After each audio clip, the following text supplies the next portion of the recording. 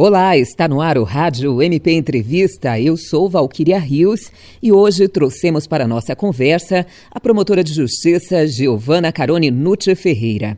Ela que é coordenadora do Centro de Apoio Operacional das Promotorias de Justiça de Defesa da Saúde, CAU Saúde. Vamos falar sobre a implementação da nova política de assistência oncológica no SUS. O assunto foi tema de seminário realizado na capital mineira. Promotora Giovana, bem-vinda. É um prazer recebê-la. Prazer é todo meu, Valquíria. É sempre muito bom poder discutir temas relacionados à saúde.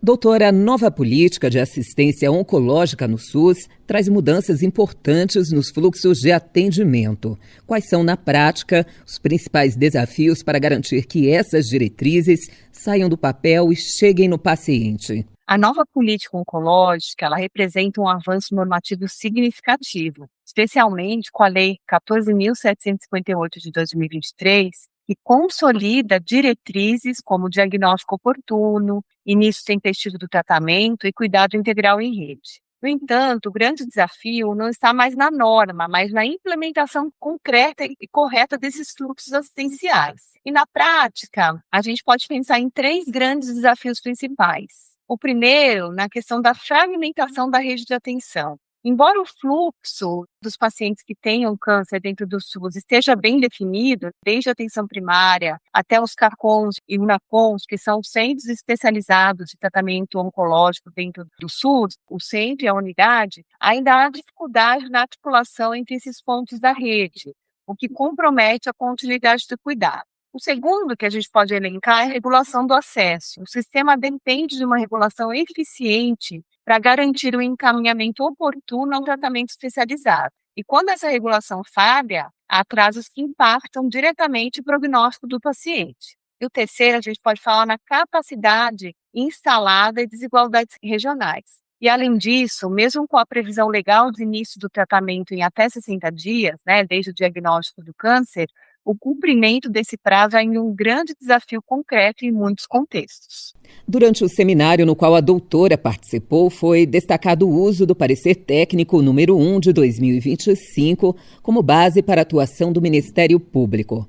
Como esse documento pode contribuir para dar mais segurança jurídica e efetividade às demandas por tratamento oncológico? Esse parecer técnico, elaborado pelo CAU Saúde no final do ano passado, oferece um referencial uniforme para a atuação das promotorias, reduzindo decisões dissonantes. A gente também fala em racionalidade técnica. O documento orienta que as demandas sejam analisadas à luz dos fluxos assistenciais do SUS, dos protocolos clínicos de diretrizes terapêuticas e das decisões da CONITEC, que é a Comissão de Incorporação de Tecnologias ao SUS, evitando judicializações descoladas da política pública. E a gente propõe também uma atuação qualificada, porque esse parecer estabelece critérios objetivos, como a exigência de negativo formal do CACON, NACON, que são os centros especializados no tratamento de câncer no SUS, e a observância dos temas 6 e 1264 âmbito do STF, Supremo Tribunal Federal. São temas que mudaram todo o regramento da questão dos medicamentos,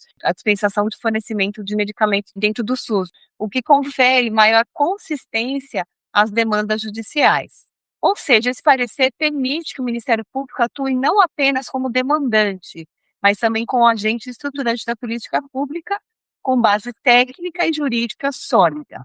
A promotora apresentou uma análise jurídica da política oncológica. Na sua avaliação, quais são hoje os principais gargalos legais ou institucionais que dificultam o acesso ao tratamento do câncer no SUS? Hoje, os principais gargalos não são propriamente normativos, são institucionais e operacionais. E aí a gente tem que destacar alguns pontos centrais, por exemplo, definição e operacionalização das responsabilidades federativas. Embora a política avance na pactuação interfederativa, ainda há desafios na execução concreta dessas responsabilidades, especialmente no financiamento e aquisição de medicamentos. Então, quando existe a incorporação de um medicamento no SUS, tudo tem que estar muito pactuado. Quem vai ser o responsável pelo financiamento desse medicamento, quem vai ser o responsável pela dispensação desse medicamento, incorporação e disponibilização de tecnologias. A lei trouxe avanço ao estabelecer prazo para a disponibilização das tecnologias incorporadas, mas o desafio vai estar na efetiva implementação dentro da rede assistencial.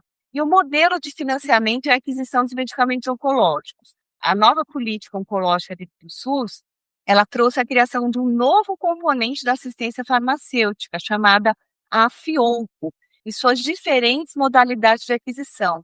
Então, existe um período de transição que exige regulamentação, organização logística e monitoramento.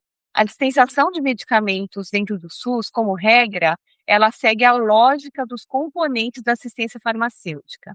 Então, nós tínhamos 3 componentes da assistência farmacêutica, agora nós temos um quarto, que é a AFIONCO. Agora o SUS tem uma linha de cuidado para a questão de dispensação de medicamentos para tratamento de câncer. Isso é um grande ganho para a população, né, para as pessoas que são SUS dependentes.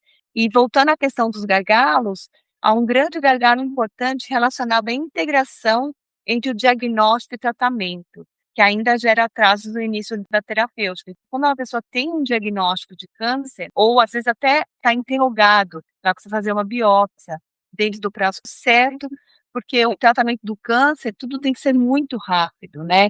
O fortalecimento do cuidado em rede foi um dos pontos discutidos no evento. Como o Ministério Público pode atuar de forma articulada com gestores e serviços de saúde para melhorar essa integração? Por meio do parecer, é justamente isso que a gente quer fazer. Permitir esse fortalecimento do cuidado em rede, porque existe uma atuação do Ministério Público, que vai além da judicialização. E quando a gente fica só judicializando, a gente não está vendo se a rede está efetivamente articulada para garantir o melhor tratamento à saúde dessa pessoa. E o parecer reforça que a atuação deve ser técnica, resolutiva e articulada, né, com os gestores de serviços de saúde. Isso, na prática, vai se dar como? Mediações sanitárias, promovendo diálogo entre os municípios, Estado e prestadores para resolver gargalos assistenciais, fiscalização qualificada dos fluxos, verificando se o paciente está sendo efetivamente inserido na rede de regulação, e uma atuação indutora mesmo, né, estimulando a implementação de políticas como o Programa Nacional de Navegação do Paciente, que é essencial para garantir a continuidade do cuidado, e o Ministério Público ele passa a atuar como articulador da rede mesmo, garantindo que os fluxos não existam apenas no papel, mas funcionem na prática. E daí a importância desse parecer, para a gente levar informação qualificada para os promotores de justiça, para que eles possam, dentro de cada território, dentro de cada comarca, dos municípios que integram essa comarca, fazer essa articulação para garantir que as pessoas que tenham câncer dentro do SUS tenham esse atendimento adequado. Promotora, considerando o aumento da judicialização na área da saúde, especialmente em oncologia, como equilibrar o direito individual ao tratamento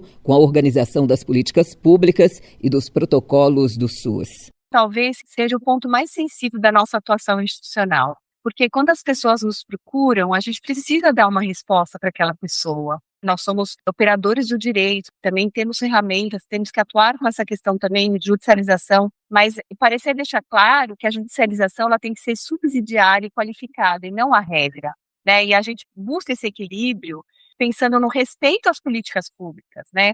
E quando a gente pensa nessa questão de dispensação de medicamentos, a gente tem que usar critérios técnicos rigorosos, especialmente, né, para esses medicamentos não incorporados, e a gente também tem que falar na questão da excepcionalidade da atuação individual, reservada para a hipótese em que haja negativa formal, inadequação da resposta administrativa, mas é fundamental também que a gente reconheça que em situações de urgência, risco de morte, a atuação individual deve ser imediata e prioritária.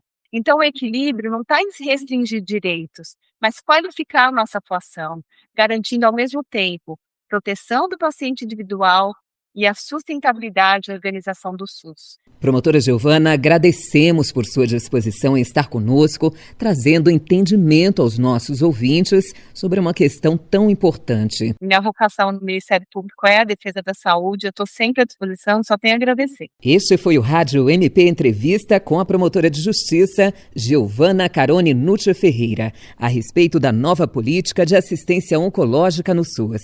Até a próxima, Rádio MP, em todo lugar ao seu lado. Siga a gente nas redes sociais. Procure por MPMG Oficial. Para mais informações, acesse mpmg.mp.br.